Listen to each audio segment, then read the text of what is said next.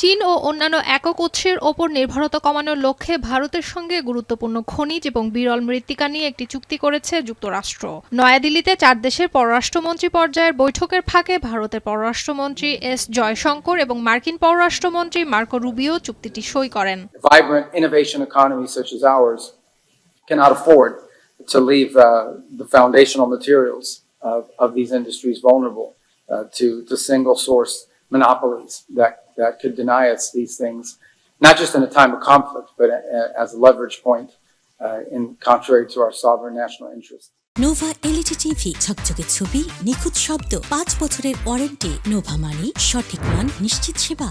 এছাড়া আলোচনা শেষে অবাধ ইন্দো প্যাসিফিক অঞ্চল নিশ্চিত করা ছাড়াও সমুদ্র নিরাপত্তা, বিরল খনিজ এবং গুরুত্বপূর্ণ অবকাঠামো সহ কিছু বিষয় নিয়ে ঐকমত্যে পৌঁছায় অংশগ্রহণকারী ৪ দেশ যুক্তরাষ্ট্র, অস্ট্রেলিয়া, জাপান ও ভারত।